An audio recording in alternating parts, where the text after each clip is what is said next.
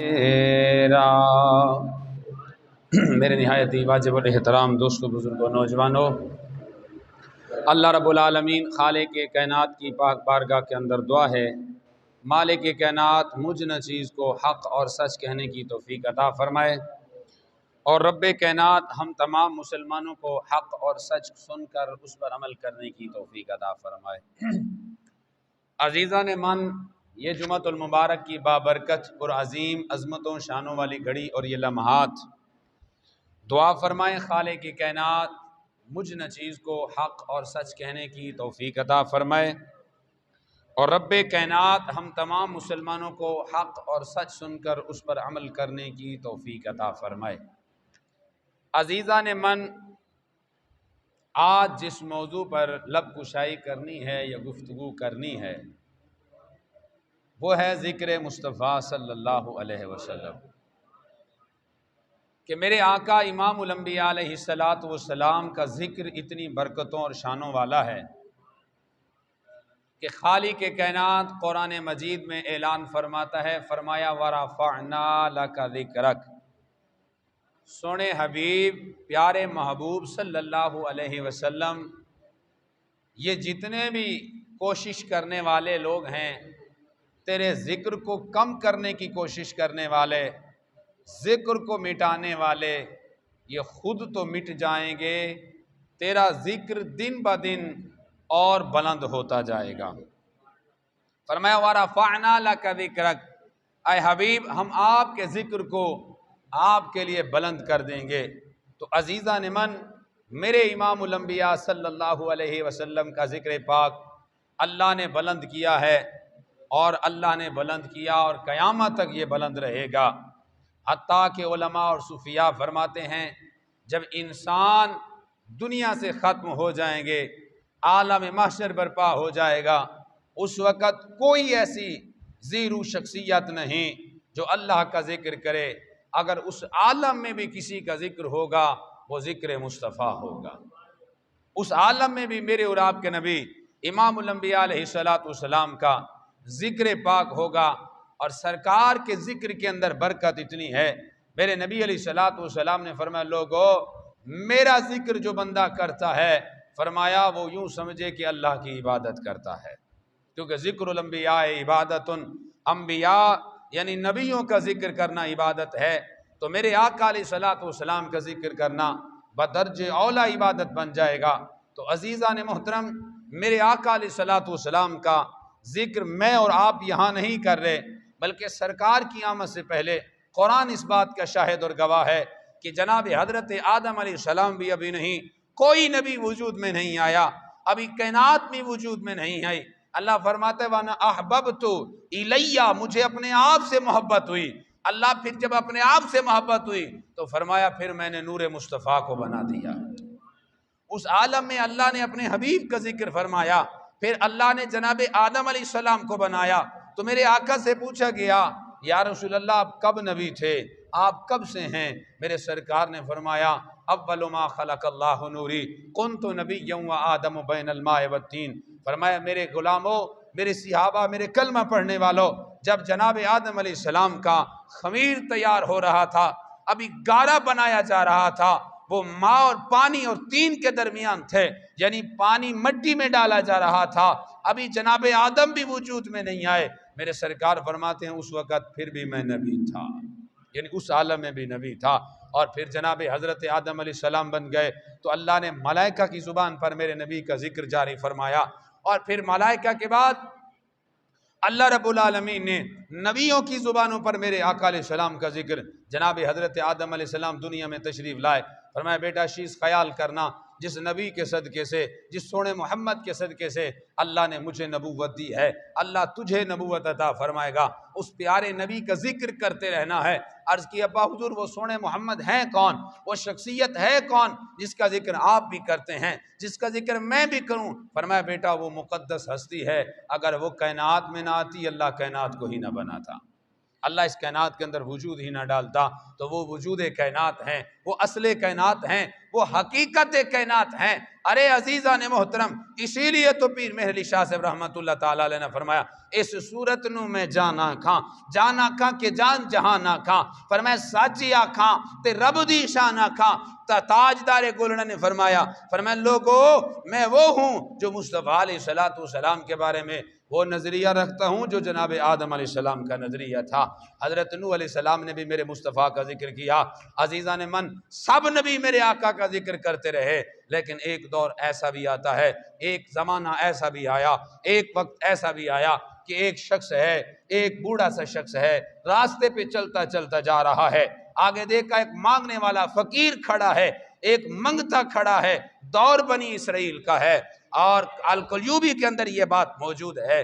تو جب وہاں پر اس بزرگ نے دیکھا کہ ایک مانگنے والا فقیر سائل کھڑا ہوا ہے تو سائل کے قریب پہنچے، اس فقیر نے ہاتھ بڑھایا، ہاتھ بڑھا کر ہاتھ پھیلا کر کہتا ہے اسألوک فی اللہ، اللہ کے نام پہ مجھے کچھ عطا فرما دے۔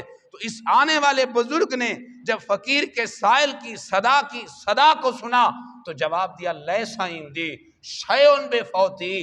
اس کا سیدھا ترجمہ یہ بنتا ہے بابا میرے پاس کچھ نہیں ہے، مجھے معاف کر دے۔ فقیر کو اس بزرگ نے کہا لیسا عندی شیء بفوتی، میرے پاس اس وقت کچھ نہیں ہے، مجھے معاف کر دو، میرے پاس کچھ نہیں۔ لیکن فقیر بڑا سمجھدار تھا، وہ فقیر بڑا ضد کا پابند تھا، اس نے پھر سوال کر ڈالا، اس نے کہا اسألوک فی اللہ، اللہ کے نام پہ تجھ سے سوال کرتا ہوں۔ جب دوسری مرتبہ سوال کیا اس بابے نے پھر جواب دیا، اس نے کہا لیسا عندی شیء بفوتی، اس نے کہا میرے پاس کچھ نہیں ہے۔ فرمایا بے فوتی مجھے معاف کر دے۔ جواب یہ تھا بابا معاف کر، میرے پاس کچھ نہیں۔ لیکن فقیر نے پھر بھی جان نہ چھوڑی، تیسری مرتبہ فقیر پھر بولتا ہے، کہا اسألوک فی اللہ، اللہ کے نام پہ کچھ تو دے دے۔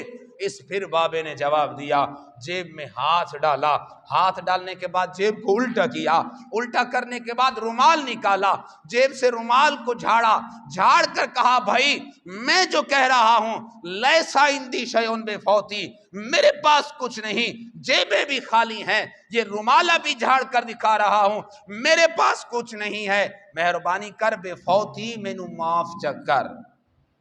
بابا اللہ واسطے معاف چا کر۔ لیکن فقیر بڑا سمجھدار تھا، اس نے کہا معاف کروں گا، دن مانگتا رہا کچھ نہیں ملا، آج تو ہی تو سمجھ آیا نظر آیا ہے، تجھ سے نہیں مانگوں تو کسی سے مانگوں گا۔ اس نے پھر سائل کر دیا، لیکن اب اس کے سوال کا انداز تھوڑا مختلف تھا۔ پہلے مانگ رہا تھا آلو کا فی اللہ، اللہ کے نام پہ دے دے، لیکن اب سوال کا انداز بے وجہ، اب انداز بڑھ گیا۔ پہلے کہتا تھا آلو کا فی اللہ، اللہ کے نام پہ دے، لیکن اس نے 14 مرتبہ کہا، اس نے کہا اسألوک بوجہ اللہ، اللہ کے نام پہ مجھے کچھ دے دے، وجہ اللہ کے نام پہ کچھ دے دے۔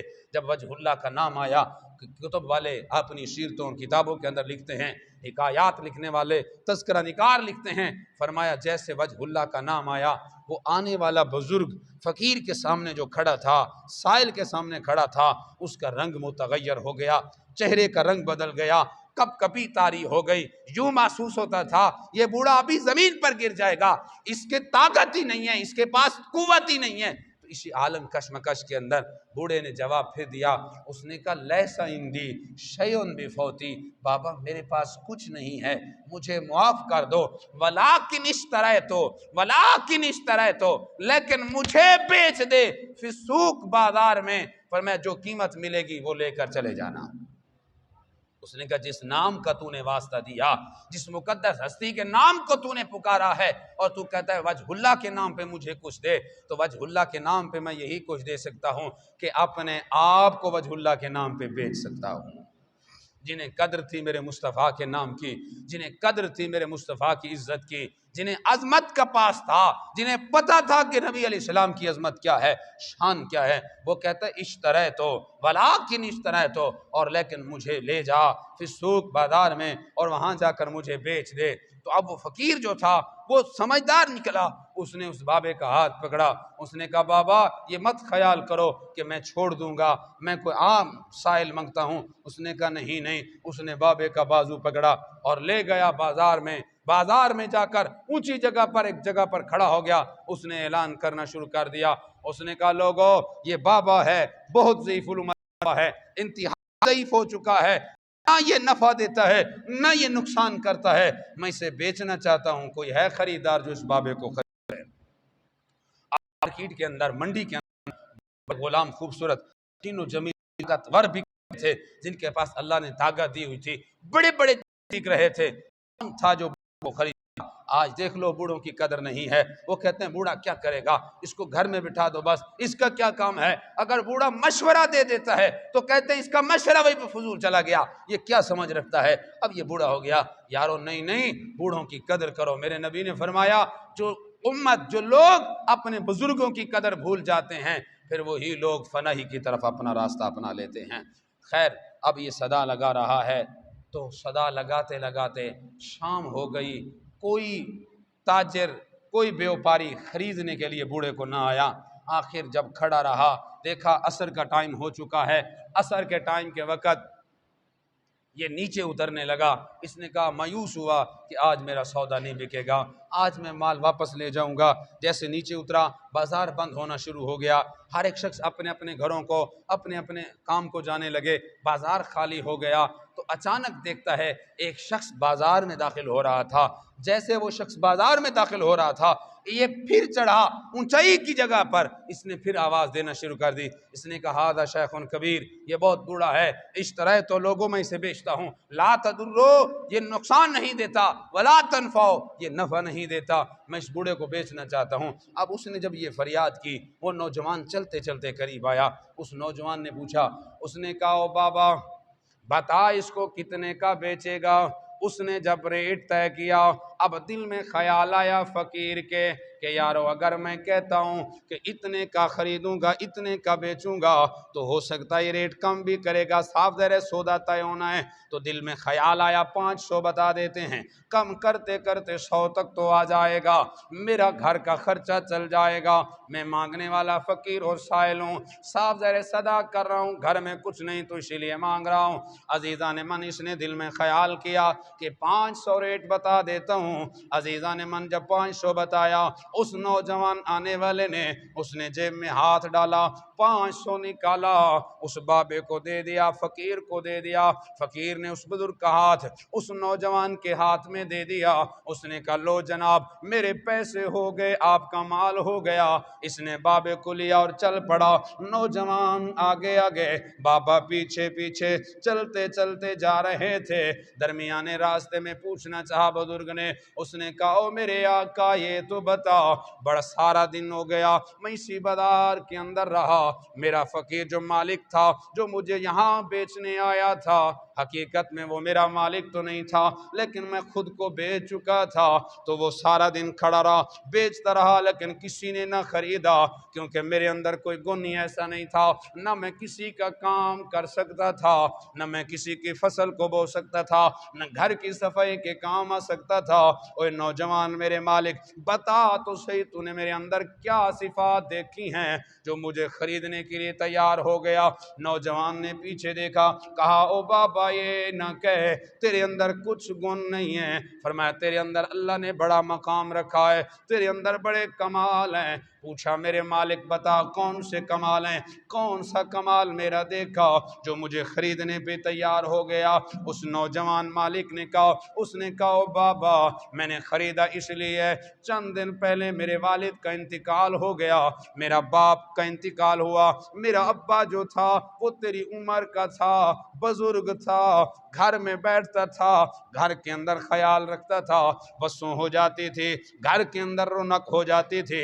جب سے باپ دنیا سے چلا گیا گھر بے رونق ہو گیا ہے. اگر جاتا ہوں تجارت کے لیے, کوئی مہمان دروازے پہ آتا ہے تو مہمان خالی چلا جاتا ہے, بڑی پریشانی لائق ہو گئی. عزیزان من, ان سے پوچھئے جن کے والد محترم زندہ ہیں, جن کے باپ حیات ہیں, وہ کہتے ہیں مولانا ہم جدھر بھی جائیں ہمیں پرواہ نہیں ہے, ہم کام پہ چلے جائیں, جہاں مرضی جائیں, کیونکہ پتہ ہوتا ہے گھر میں کوئی بیٹھا ہے جو گھر کی رکھوالی کر رہا ہے. جب باپ کا سایہ سر سے اٹھتا ہے پھر انسان کو فکر لائق ہو جاتی ہے, پھر وہ سوچتا ہے کہ یار میں نے کام پر بھی جانا ہے, میں نے رشتہ داروں کے ہاں بھی جانا ہے, میں نے کل خانی شادی پہ بھی جانا ہے. لیکن جب جوانی تھی باپ زندہ تھا, قدر نہیں تھی. باپ کے انتقال کے بعد قدر پیدا ہو گئی. اس نے کہا او بابا, میرا باپ جو تھا تیری عمر کا تھا, گھر میں بیٹھتا تھا, گھر کا خیال رکھتا تھا, لیکن باپ کا انتقال ہو گیا,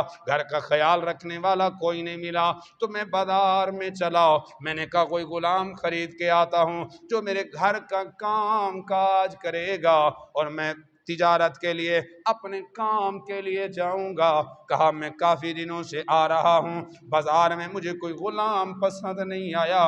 جب میں بازار میں داخل ہوا, تجھے بیچنے والے نے ایک صدا دی تھی, اس نے بات کی, اس نے کہا لوگو ہذا شیخ کبیر, یہ بہت بوڑھا ہے. میں نے کہا کوئی بات نہیں, بوڑھا ہو جانا تو کوئی بات نہیں, لیکن اس نے کہا لا تدرو, یہ نقصان نہیں دیتا. اس نے کہا او بابا نقصان نہ کرنا یہ بھی ایک نفع ہے, کسی کا نقصان نہ کر دینا یہ بھی ایک نفع ہے. کہا بابا, اس نے کہا لا تدرو, یہ نقصان نہیں کرے گا, ولا تنفع, یہ نفع نہیں دے گا. میں نے کہا چلو کوئی بات نہیں, نفع نہ ہی ملے, گھر میں بیٹھا تو رہے گا, گھر کے اندر وسوں تو رہ جائے گی, گھر کے اندر روپ دبدبا اور رونق تو رہ جائے گی. کہا بابا اسی لیے تجھے خرید کے لے کے جا رہا ہوں کہ بلا جب شام کا وقت ہوا, گھر میں پہنچ گئے, اس کو جگہ دکھائی کہ بابا جی آپ نے اس جگہ پہ رہنا ہے. بابا رہنا شروع ہو گیا. صبح کا وقت ہویا, مالک کام پہ جانے لگا. اس نے کہا او بابا میں کام پہ جا رہا ہوں, اگر دروازے پہ کوئی آئے مانگنے والا اسے خیرات دینی ہے, اگر کوئی مہمان آئے اسے کھانا کھلانا ہے, وصیتیں کر کے جانے لگا. اس بابے نے کہا, اس نے کہا میرے مالک مجھے کام بتا کے جا تاکہ میں کوئی کام لگا رہوں, کوئی کام کرتا رہوں, فضول نہ بیٹھوں. اس نے کہا او بابا تجھے کام کے لیے تو نہیں لایا تھا, تجھے گھر میں بٹھانے کے لیے لایا تھا. اس نے کہا نا میں وہ ہوں جو کام کرتا ہوں. اس نے کہا بابا میں کام کے لیے نہیں لایا. جب اصرار بڑھا تو اس نے کہا میرے مالک میں وہ ہوں جو کسی کے رزق پہ نہیں پلتا, بلکہ میں وہ ہوں جو لوگوں کو رزق دیتا ہوں, میں لوگوں کو کما کے دیتا ہوں. نوجوان بڑا حیران رہ گیا, ہے بکنے والا غلام لیکن باتیں بڑی عجیب کر رہا ہے. اس نے کہا ٹھیک ہے بابا. دل میں سوچا کہ یار بوڑھا سا شخص ہے, کیا کام کرے گا. دل میں جب سوچا یار اسے چلو چھوٹا موٹا کام لگا دیتا ہوں, سارا دن کھیل لگا رہے گا, شام ہو جائے گی. اس نے کہا بابا یہ دیکھ رہا ہے اینٹیں روڑے پڑے ہوئے ہیں صحن کے اندر کا, ہاں میرے مالک. فرمائے ان کو اٹھا کر باہر پھینکنا ہے, یہی کام ہے بس.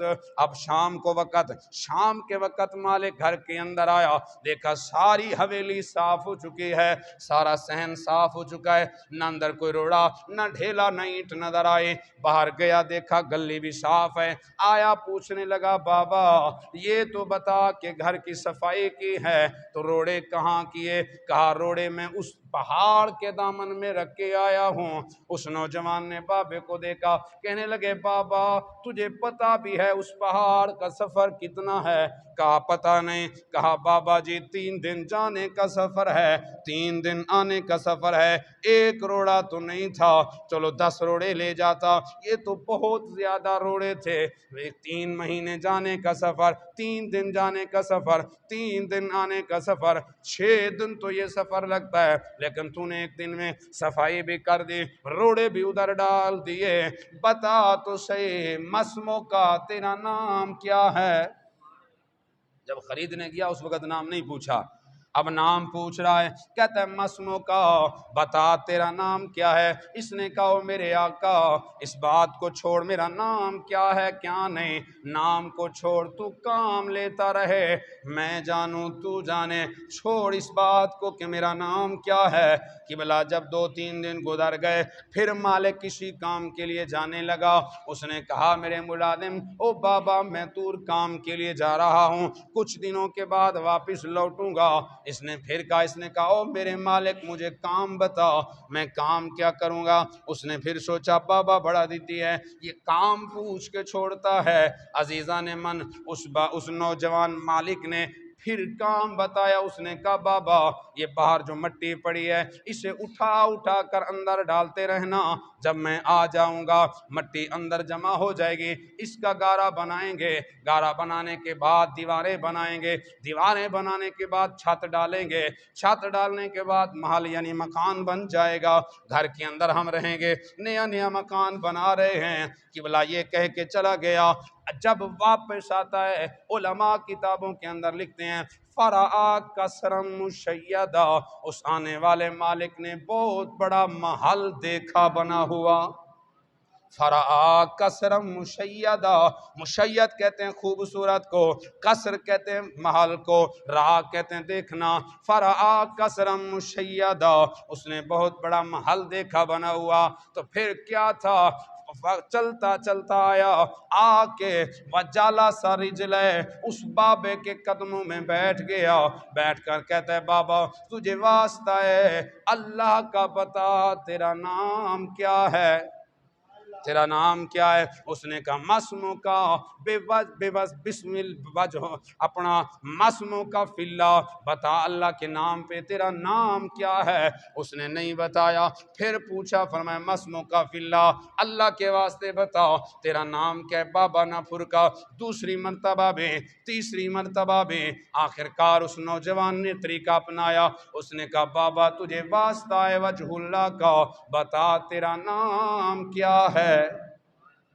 او بابا مسمو کا بے وجہ اللہ، بتا وجہ اللہ کے نام کا واسطہ تیرا نام کیا ہے؟ پوچھنا تھا۔ وہ نوجوان بزرگ تڑپ گیا، رنگ بدلا، رنگ متغیر ہوا، کپ کپی طاری ہو گئی، کہنے لگا انا خضر، اوے میرا مالک میں وہ ہوں، مجھے خضر نبی کہا جاتا ہے، میں خضر علیہ السلام ہوں۔ نوجوان بڑا حیران ہوا، قدم رجلے، اس کے قدموں میں بیٹھ کر کہنے لگا، اور خضر علیہ السلام جگ تیرے دیکھنے کے لیے ترستا ہے، تو عجیب بندہ ہے جو بازار میں بکتا بکتا یہاں آیا، بتا کس نام پہ بکا ہے؟ اس نے کہا میرے مالک جس نام کا واسطہ تو نے دیا ہے اسی نام پہ میں بازار میں بک کے آیا ہوں۔ پوچھا بابا وہ نام کون سا ہے؟ اے خضر علیہ السلام بتاؤ تو صحیح وہ نام کیا ہے؟ فرمایا تو نے وجہ اللہ کہا، فرمایا وجہ اللہ سے مراد سونے محمد کی ذات ہے جو میرے بعد آنے والا نبی ہے، اور سونے نبی کے نام پہ خضر علیہ السلام کہتے ہیں میں نے اپنے آپ کو بیچ کر بتا دیا۔ اور دنیا والوں خیال کرنا، نبی کی عظمت بہت اعلیٰ ہے، نبی کا مقام اعلیٰ ہے، نبی کی شان اعلیٰ ہے، نبی کی قدر پوچھنی ہے تو صاحب قدر سے پوچھ۔ اور کسی نے کیا خوب کہا، انہیں کیا قدر نبی دا ایک کی جان دنیا دار کمینے، اور قدر نبی دا ایک ہی جان دنیا دار کمینے، قدر نبی دا جانن والے سو گئے وچ مدینے۔ او میرا ویر قدر پوچھنی ہے تے صحابہ کول پوچھ، قدر پوچھنی ہے تے تابعین کول پوچھ، قدر پوچھنی ہے تے تبع تابعین کول پوچھ۔ میں پہلے بھی عرض کی تھی جناب سیدنا صدیق اکبر رسول کا وہ غلام ہے جس نے مصطفیٰ کی قدر کر کے بتا دیا، فرمایا دنیا والوں نبی کی قدر یوں کی جاتی ہے جیسے مصطفیٰ کے غلام صحابہ کر کے دکھا دیتے ہیں۔ कैसे नबी की कदर की। अजीज़ान मन तवज्जो फरमाना, मेरे रसूल का ग़ुलाम नाम हज़रत अबू मूसा अशअरी रज़ी अल्लाह ताला अन्हु, सही हदीस पाक मुस्लिम की, फरमाते हैं मैं घर में वुज़ू किया, वुज़ू करने के बाद मेरा इरादा ये बना था कि आज सारा दिन नबी अलैहिस्सलाम की खिदमत में बैठूंगा, खुद को सरकार का चौकीदार बना लूँगा, दरबान मुस्तफ़ा बन जाऊंगा। यूं समझिए कहने लगे गुलाम मुस्तफ़ा बन कर बिक जाऊं मैं दरबार नबी में, गुलाम मुस्तफ़ा बन कर मैं बिक जाऊं दरबार नबी में। किबला वुज़ू फरमाया, रसूल के ग़ुलाम ने तैयारी बनाई कि हुजूर का आज दरबान बनूंगा, सरकार की खिदमत करूंगा। कहने लगे मस्जिद नबवी में गया, हुजूर के सहाबा मौजूद हैं, पूछा लजपाल के सोने सोने सहाबा बताओ मेरा यार कहाँ है, नबियों का सरदार कहाँ है। जवाब मिला अबू मूसा अशअरी सरकार तो तशरीफ ले गए हैं, कहीं जगह पर जाओ तलाश करो। जनाब अबू मूसा अशअरी कहते हैं मैं सरकार को तलाश करते करते, अब हदीस के अल्फाज है अला अला असर ही, सरकार के असर पर चलता रहा, कदमों के निशानों पर चलता रहा। तो मालूम हुआ किसी आशिक ने अबू मूसा अशअरी से पूछा, अबू मूसा अशअरी कैसे तलाश किया कमली वाले को। अबू मूसा अशअरी ने जवाब दिया, लोगों जिस गली से मेरा नबी गुजर जाता था वो गली महक देख कर बता देती थी कि लजपाल इधर से गुजर गए हैं। फरमाया मैं जिस गली से गुजरता था मुझे महक आती थी, मैं उसी गली से गुजर जाता था। गुजरते गुजरते किबला जब मैं वहां पहुंचा, एक बाग था अंसारियों का, चार दीवारी वाला बाग। फरमाया दरवाजा तलाश किया, दरवाजा न मिला, एक पानी का सुराख था जिधर से पानी आता जाता था। फरमाते उधर से मैं कहास हुआ, अंदर गया, मैंने अर्ज किया आका आज सारा दिन मैं आपकी गुलामी करूंगा, आका मैं आपका गुलाम बन के रहूंगा। मेरे नबी ने फरमाया अबू मूसा अशअरी ठीक है दरवाजे पर बैठ जाओ। फरमाते हैं दरवाजे पर बैठा, दरवाजे पे दस्तक हुई, मैंने पूछा मन अंता तू कौन है। जवाब आया अना अबू बकर, मैं अबू बकर सिद्दीक हूँ, अबू बकर सिद्दीक हूँ। फरमाया अबू बकर सिद्दीक कैसे आना हुआ। फरमाया ऐ अबू मूसा अशअरी जब नबी हमारे दरमियान थे सरकार को देखकर खुश होते थे, आज लजपाल हमसे जुदा हुए हैं, हमें खौफ महसूस हो रहा था कि कहीं मुस्तफ़ा को कोई तकलीफ ना दे। सबसे पहले सिद्दीक अकबर चले।